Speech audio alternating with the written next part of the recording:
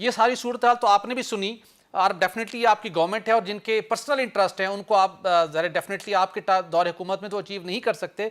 लेकिन मौलाना फजलुर रहमान एक जानिब गवर्नमेंट को सपोर्ट करते हैं, मुश्किल से निकालते हैं, निकालने के फौरन बाद दोबारा वो पीटीए की तरफ हाथ बढ़ा देते हैं। और आजकल इतलात ये हैं कि कामरान मुर्तज़ा साहब के इतलात ये आ रही है कि किसी भी वक्त उनकी बानी पीटीआई से डाला जेल में मुलाकात हो सकती है। क्या वजह है कि मौलाना फजलुर रहमान मुसलसल पीटीआई की तरफ अपना हाथ बढ़ा रहे हैं और गवर्नमेंट पर प्रेशर भी बिल्ड कर रहे हैं?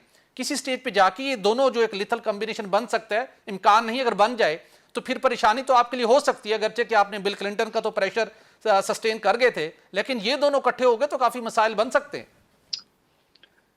अच्छा भट्टी साहब, ये भी बिल्कुल क्लियर है कि मौलाना साहब जो है ना, वो इनके साथ मुझे नहीं यकीन कि वो इनके साथ 2 कदम चलेंगे तो तीसरा कदम वो ले लेंगे। नो, मैं नहीं मानता, ये हो नहीं सकता। मौलाना साहब का पीटीआई के साथ सिर्फ नजरियाती इख्तिलाफ नहीं है, फितरी इख्तिलाफ भी है और अकीदे का इख्तिलाफ भी है। मैं उन चीजों का खुद जाती तौर पर विटनेस हूँ। लेकिन मफादात का इख्तिलाफ तो नहीं हो सकता सर?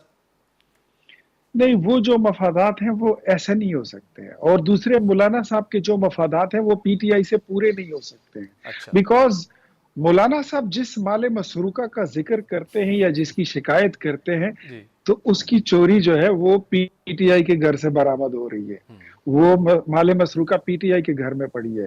तो मौलाना साहब कभी भी किसी भी सूरत में उनके साथ आगे नहीं बढ़ सकते। इन केस ऑफ कल को इलेक्शन हो जाता है, लेट्स सपोज कल को अगर इलेक्शन होता है, तो डू यू थिंक सो कि मौलाना साहब और पीटीआई का खैबर पख्तूनख्वा में इधर कोई अलायंस बन जाएगा? नेवर, कभी भी नहीं।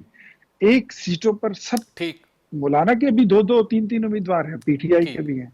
वो कभी भी इतना स्पेस मौलाना को नहीं देंगे कि वो यहाँ पर अपना फुटिंग जो है उसकी मजबूत हो। और मौलाना पीटीआई के लिए कब से ताक में बैठे हैं कि इस मुर्दे को अब दफन ही कर दें, इस पे मिट्टी डाल के आ जाए। नेवर। बिल्कुल ठीक। मुझे इन चीजों से मुझे खतरा महसूस नहीं हो रहा। ये हल्की फुल्की मौसीकी जो है ये चलती रहेगी, कभी यहाँ मुलाकात, कभी वहीं गाना, कभी उधर चाय, कभी इधर कॉफी, ये हाथ में लाए, ये जॉइंट डिक्लेरेशन, ये प्रेस कॉन्फ्रेंस, दैट्स इट।